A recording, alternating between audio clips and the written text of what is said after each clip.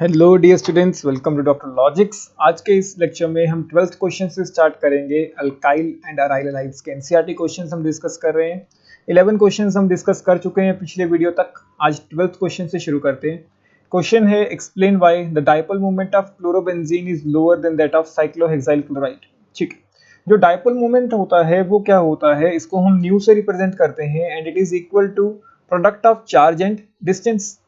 मान लो आपके पास एक प्लस क्यू चार्ज है और एक माइनस क्यू चार्ज है। दो चार्जेस हैं जो इक्वल हैं और ऑपोजिट हैं और उनके बीच कुछ डिस्टेंस है d। तो जो इस सिस्टम को हम बोलते हैं डायपोल, और इसका डायपोल मूवमेंट क्या होता है, product of charge and distance. यही होता है डायपोल मूवमेंट। जितना ज्यादा चार्ज होगा उतना ज्यादा डायपोल मूवमेंट होगा। सिमिलरली जितना ज्यादा डिस्टेंस होगा उतना ज्यादा क्या होगा, डायपोल मूवमेंट होता जाएगा। अब अगर हम क्लोरोबेंजीन की बात करें, क्लोरोबेंजीन यहां पे ध्यान से देखना है आपको कि जो क्लोरोबेंजीन है उसके अंदर क्या है कि भाई जो क्लोरीन का लोन पेयर है वो रेजोनेंस में लगा हुआ है। रेजोनेंस में लगे होने के कारण कुछ partial double bond character generate हो जाता है इस कार्बन और क्लोरीन बॉन्ड के अंदर। सिर्फ दो ही रेजोनेटिंग स्ट्रक्चर्स में जनरेट कर रहा हूं, ठीक है। इसके ओवरऑल 5 रेजोनेटिंग स्ट्रक्चर्स मिलते हैं, 5 में से 3 के अंदर यहां डबल बॉन्ड है। तो carbon chlorine bond has some double bond character. और मुझे एक बात बताओ, डबल बॉन्ड ज्यादा लेंथ होती है या सिंगल बॉन्ड की लेंथ ज्यादा होती है? बिल्कुल सही, डबल बॉन्ड की लेंथ ज्यादा होती है, डबल बॉन्ड की लेंथ कम होती है। डबल बॉन्ड की लेंथ कम होती है तो distance between carbon and chlorine कम हो गया, रेजोनेंस हुई। रेजोनेंस के कारण distance between carbon and chlorine कम हो गया, जिसके कारण डायपोल मोमेंट क्या हो गया, कम हो गया। पहला फैक्टर। दूसरा फैक्टर क्या है, वैसे हमें पता है कि कार्बन और क्लोरीन में से अगर हम कंपेयर करें, या आप इसको ऐसे कर सकते हो, दूसरा फैक्टर क्या है कि भाई यहां पे क्लोरीन लगा हुआ है, यहां पे जो कार्बन है वो sp2 हाइब्रिडाइज्ड कार्बन है, और sp2 हाइब्रिडाइज के अंदर परसेंटेज एस करेक्टर कितना होता है, 33% एस करेक्टर। 33% एस करेक्टर होने के कारण यहाँ पे नेगेटिव चार्ज तो आएगा क्योंकि क्लोरीन ज्यादा इलेक्ट्रोनेगेटिव है। सिमिलरली यहाँ पे पॉजिटिव चार्ज तो आएगा क्योंकि carbon is less electronegative as compare to chlorine, लेकिन एस करेक्टर ज्यादा है तो इलेक्ट्रोनेगेटिविटी डिफरेंस कम हो जाएगा। एस करेक्टर जब ज्यादा होता है तो इलेक्ट्रोनेगेटिविटी डिफरेंस कम हो जाता है। इलेक्ट्रोनेगेटिविटी डिफरेंस कम होने के कारण जो चार्जेस आएंगे वो भी कम आएंगे। तो एक तो चार्जेस भी कम आ रहे हैं, ऊपर से डिस्टेंस भी कम हो गया है, तो हम दोनों फैक्टर्स को मिला के ये कह सकते हैं कि इसका डायपोल मोमेंट कम आएगा। अब साइक्लोहेक्साइल क्लोराइड में ऐसा क्या है कि उसका डायपोल मोमेंट ज्यादा आ रहा है, देखो वो भी देख लेते हैं। साइक्लोहेक्साइल क्लोराइड क्या होता है कि नॉर्मल एक साइक्लोहेक्सेन रिंग है, उस पे एक क्लोरीन लगा है। अब यहाँ पे कोई रेजोनेंस नहीं हो रही, तो इसके अंदर सिर्फ और सिर्फ क्या है, सिंगल बॉन्ड। सिंगल बॉन्ड की लेंथ ज्यादा होती है तो डिस्टेंस ज्यादा हो गया, तो डायपोल मोमेंट ज्यादा हो गया। ऊपर से यहाँ पे जो कार्बन है ये वाला, ये कैसा कार्बन है, ये sp3 हाइब्रिडाइज्ड कार्बन है। sp3 हाइब्रिडाइज्ड कार्बन के अंदर 25% एस करेक्टर होता है, 25% एस करेक्टर। 25% एस करेक्टर है तो हम कहते हैं कि इलेक्ट्रोनेगेटिव डिफरेंस ज्यादा आएगा। क्यों? क्योंकि एस करेक्टर कम है। हमेशा याद रखना कि S character is inversely proportional to electronegativity difference. अगर एस करेक्टर ज्यादा होगा तो इलेक्ट्रोनेगेटिविटी डिफरेंस कम हो जाएगा। अब यहाँ पे एस करेक्टर कम था तो इलेक्ट्रोनेगेटिविटी डिफरेंस बढ़ा, जिसके कारण जो चार्जेस होंगे वो भी बढ़ जाएंगे। चार्जेस भी बढ़ गए, डिस्टेंस भी बड़ा हो गया भाई साहब, तो डायपोल मोमेंट भी क्या हो जाएगा, ज्यादा हो जाएगा। तो दोनों फैक्टर से हमने ये देखा कि साइक्लोहेक्साइल क्लोराइड के अंदर डायपोल मोमेंट काफी ज्यादा रहेगा, whereas in that of chlorobenzene ये थोड़ा सा कम रहेगा। ठीक है, चलो अगला क्वेश्चन से पहले इसका ये तो पहला पार्ट हुआ ना, इसके और भी पार्ट्स थे। B part, alkyl halides although polar are immiscible in water. क्योंकि देखो पोलैरिटी अलग चीज है और मिसिबिलिटी इन वाटर अलग चीज है। इसको हम ऐसे डिस्कस करते हैं, देखो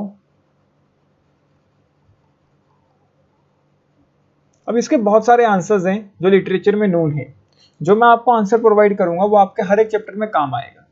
देखो, पोलैरिटी ऐसी चीज है कि सॉल्युबिलिटी हो भी सकती है पोलर होने से, नहीं भी हो सकती।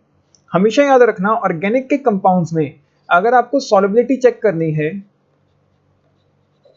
तो हाइड्रोजन बॉन्डिंग चेक करनी पड़ेगी। अगर हाइड्रोजन बॉन्डिंग बनेगी तब तो हम कहेंगे कि that compound is soluble in water. अगर कोई कंपाउंड हाइड्रोजन बॉन्डिंग शो नहीं कर पा रहा तो चाहे वो जितना भी पोलर है वो सॉल्युबल नहीं होगा। तो पोलैरिटी का मतलब ये नहीं है कि वाटर सॉल्युबल होगा। अब जैसे यहां पे अल्काइल फ्लोराइड्स की अगर हम बात करें, अल्काइल फ्लोराइड्स, अल्काइल फ्लोराइड्स के अंदर हाइड्रोजन बॉन्डिंग हो जाएगी विद वाटर मॉलिक्यूल। क्यों? क्योंकि देखो, वाटर के अंदर मुझे OH वाली कंडीशन फुलफिल्ड हो गई और अल्काइल फ्लोराइड्स में मुझे फ्लोरीन वाली कंडीशन फुलफिल हो गई। कंडीशंस क्या क्या थी याद है? एक मॉलिक्यूल में FON, इनमें से कुछ एक, दूसरे मॉलिक्यूल में FH, OH, NH, इनमें से कुछ एक। दो मॉलिक्यूल्स हैं, एक मॉलिक्यूल में इनमें से कुछ एक, दूसरे मॉलिक्यूल में इनमें से कुछ एक। तो एक में हमें OH मिल गया, ये कंडीशन फुलफिल हुई, एक में हमें F मिल गया, ये कंडीशन फुलफिल हुई। तो दोनों में से एक एक कंडीशन फुलफिल्ड है तो हाइड्रोजन बॉन्डिंग बनी और वो सॉल्युबल हो गया। लेकिन क्या अल्काइल क्लोराइड्स, ब्रोमाइड्स या आयोडाइड्स इस हाइड्रोजन बॉन्डिंग की कंडीशन को फुलफिल करेंगे? नहीं। यहां तो हमें फ्लोरीन मिल गया था, लेकिन यहां पे कहां मिल रहा है? फ्लोरीन, ऑक्सीजन, नाइट्रोजन नहीं मिल रहा। तो फ्लोराइड्स तो सॉल्युबल होते हैं, लेकिन chlorides, bromides and iodides they are insoluble in water. ऊपर से ऐसा नहीं है कि हर एक अल्काइल फ्लोराइड सॉल्युबल होता है। अब देखो, lower alkyl fluorides are soluble, lower alkyl fluorides are soluble, इसमें कोई दिक्कत नहीं है। जो लोअर अल्काइल फ्लोराइड्स होते हैं ये सॉल्युबल होते हैं, लेकिन जैसे जैसे हम हायर अल्काइल फ्लोराइड्स पर जाते हैं, हायर अल्काइल फ्लोराइड्स मतलब जिसमें कार्बन बड़ा हो जाता है, जैसे मान लो 6 कार्बन वाला ले लो,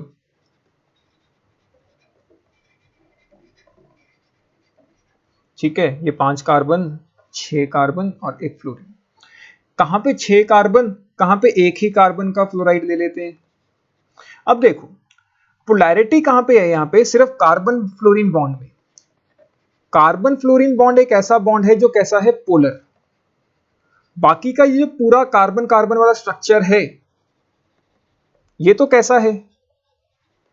नॉन पोलर, या हम इसको कह सकते हैं हाइड्रोकार्बन पार्ट।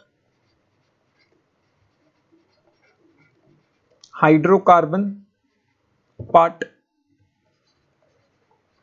तो जो हाइड्रोकार्बन पार्ट है वो नॉन पोलर होता है।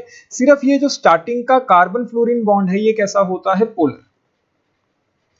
तो जैसे जैसे कार्बन पार्ट बढ़ता जाता है, कार्बन पार्ट बढ़ता जा रहा है तो आपका हाइड्रोकार्बन वाला पार्ट बढ़ता जा रहा है। हाइड्रोकार्बन वाला पार्ट बढ़ रहा है जो एक नॉन पोलर कैरेक्टर प्रोवाइड कर रहा है मॉलिक्यूल को, जो एक नॉन पोलर कैरेक्टर प्रोवाइड कर रहा है मॉलिक्यूल को। पोलर तो फिक्स है, कार्बन फ्लोरीन बॉन्ड तो एक ही है, ये तो फिक्स है, ये नहीं बढ़ रहा, ये नहीं बढ़ रहा, लेकिन कार्बन कार्बन वाला पार्ट बढ़ता जा रहा है। एक कार्बन, फिर 2 कार्बन, फिर 3 कार्बन, फिर 4, 5, 6 सो ऑन। तो हाइड्रोकार्बन का पार्ट बढ़ता जा रहा है। एक ऐसा टाइम आएगा कि जब नॉन पोलर पार्ट डोमिनेट करने लगेगा ओवर पोलर पार्ट, तब तो इसकी भी सॉल्युबिलिटी खत्म हो जाएगी, तब तो ये भी क्या हो जाएगा? इनसॉल्युबल इन वाटर हो जाएगा। क्यों? क्योंकि तब हाइड्रोजन बॉन्डिंग को ओवरकम कर देगा हमारा non polar part. Clear? Hydrogen bonding के लिए पोलर क्राइटेरिया मैंडेटरी है, कोई डाउट? ठीक है, चलो सी पार्ट डिस्कस करते हैं। Grignard reason should be prepared under anhydrous conditions. चलो ये भी अच्छा क्वेश्चन है, इसको भी देख लेते हैं।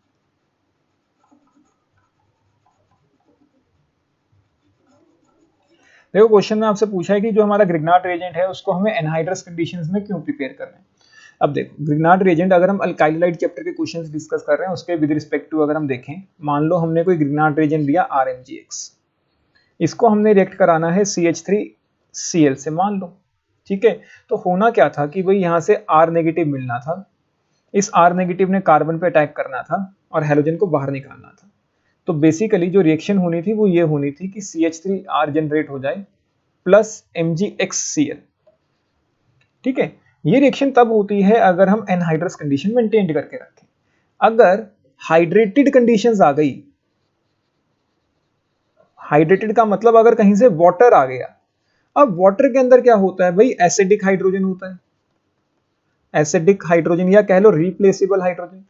एक ऐसा हाइड्रोजन जो इलेक्ट्रोनेगेटिव एलिमेंट से लगा हो वो होता है रिप्लेसेबल हाइड्रोजन।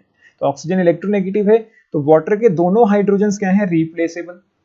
तो होगा क्या, ग्रिग्नार्ड रिएजेंट से अब भी R नेगेटिव तो मिलेगा, लेकिन वो R नेगेटिव क्या करेगा, फटाफट यहां से H बाहर निकाल के क्या बना लेगा, हाइड्रोकार्बन पार्ट जनरेट कर देगा, RH। तो हमारी रिएक्शन नहीं होगी, जो एक्चुअल रिएक्शन हमने करवानी थी वो नहीं होगी, वो क्या करेगा, वो वाटर से H निकाल लेगा। कहां पे, तो उसने कार्बन पे जाके अटैक करना था, कहां पे उसने वाटर से H निकाल लिया। तो क्योंकि हाइड्रेटेड कंडीशन में वाटर आएगा, वाटर से आयनाइजेबल हाइड्रोजन आएंगे, आयनाइजेबल हाइड्रोजन रिएक्ट करेगा हमारा R नेगेटिव के साथ और उसको फर्दर रिएक्शन कराने नहीं देगा, इसीलिए एनहाइड्रस कंडीशंस जरूरी है। क्लियर, ठीक है। 13th क्वेश्चन, ये एक थ्योरेटिकल सा क्वेश्चन है तो मैंने इसका आंसर भी कॉपी कर लिया यहाँ पे। ये आपको कहीं ना कहीं यूजेस याद ही रखने पड़ेंगे, uses of freon 12, DDT, carbon tetrachloride and iodoform. तो आप इसको यहाँ से कॉपी कर सकते हैं और कुछ यूजेस आपको ध्यान में रखने होंगे।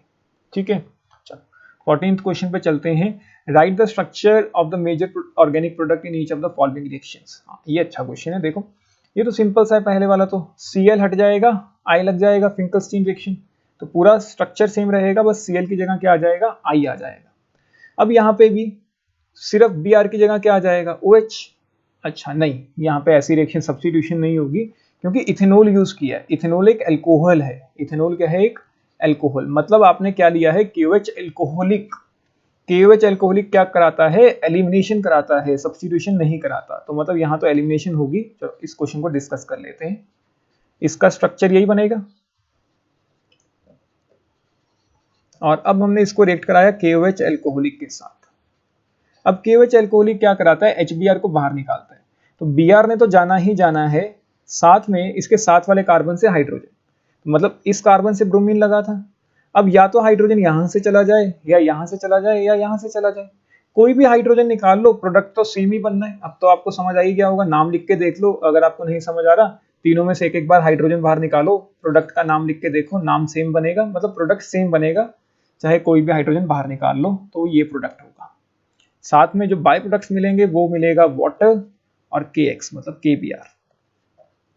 ठीक है, विदाउट, तो ये बी पार्ट की रिएक्शन हो जाएगी, डिहाइड्रोहैलोजिनेशन। सी पार्ट में देखते हैं, जो सी पार्ट है हमारा, उसमें भी हमने NaOH से रिएक्ट कराया इन प्रेजेंस ऑफ वाटर, तो इसमें तो नॉर्मल है, 2 डिग्री सब्स्टिट्यूशन हो जाएगी, Br की जगह क्या आ जाएगा, बस OH आ जाएगा। ठीक है, साइनाइड रिप्लेस कर देगा Br को, सब्स्टिट्यूशन रिएक्शन है नॉर्मल, 1 डिग्री हलाइड है, 1 डिग्री में सब्स्टिट्यूशन होती है, तो साइनाइड आएगा यहाँ से Cn नेगेटिव और रिप्लेस कर देगा और आपका प्रोडक्ट क्या बनेगा, CH3 CH2 Cn, Br की जगह क्या आ जाएगा, Cn। अब ये कौन सी है, विलियमसन ईथर सिंथेसिस, यहां से हमें O नेगेटिव मिलेगा, C6H5O नेगेटिव, और ये जाके सब्स्टिट्यूशन करेगा किसकी, क्लोरीन की, C2H5Cl था तो क्लोरीन को ये सब्स्टिट्यूट करेगा और फाइनली प्रोडक्ट मिलेगा C2H5, ऑक्सीजन जाके लग गया और ऑक्सीजन के साथ लगा हुआ था C6H5, तो ये प्रोडक्ट आपको मिल जाएगा। F पार्ट में SOCl2 से रिएक्ट कराया, डार्जन रिएक्शन, तो बस OH की जगह क्या लगाना है, Cl लगाना है, बाकी सब कुछ सेम रहेगा। HBr in presence of peroxide मतलब anti Markovnikov product, anti Markovnikov मतलब ज्यादा स्टेबल वाले पे हाइड्रोजन, कम स्टेबल वाले पे हैलोजन, तो ये 1 डिग्री, ये 2 degree, 2 degree is more stable then 1 degree, तो ज्यादा स्टेबल वाले पे हाइड्रोजन पहले एक था अब 2 हो गए, और कम स्टेबल वाले पे हैलोजन मतलब ब्रोमीन, तो ये प्रोडक्ट बनेगा आपका G पार्ट का।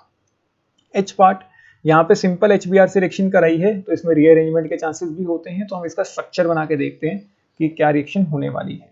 देखो CH3 CH double bond C, इसके साथ 2 बार क्या लगा है, CH3।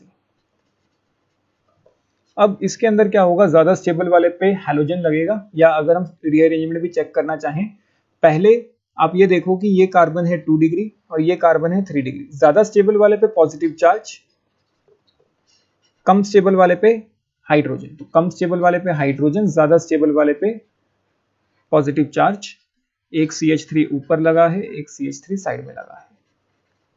ठीक है, अब रीअरेंजमेंट चेक कर लो कि क्या होती है या नहीं होती। ये कार्बोकटाइन 3 डिग्री है, इसके साथ वाले कार्बन चेक करो, ये 2 डिग्री, 2 डिग्री, ये तो 1 डिग्री है, तो रीअरेंजमेंट का कोई चांस नहीं है क्योंकि 3 डिग्री से ज्यादा स्टेबल है ही नहीं कोई साथ वाला कार्बन। तो बस अगर ज्यादा स्टेबल नहीं है तो सिंपल सा है कि भाई पॉजिटिव चार्ज हटा दो, यहीं पे हटा देता हूं मैं, और उसकी जगह क्या लगा देना है हमें, Br। तो ये आपका फाइनल प्रोडक्ट बन जाएगा। ठीक है, तो आज के इस वीडियो में 14 क्वेश्चन तक ही डिस्कस करते हैं, 15 ऑनवर्ड्स नेक्स्ट लेक्चर में डिस्कस करते हैं। ठीक है।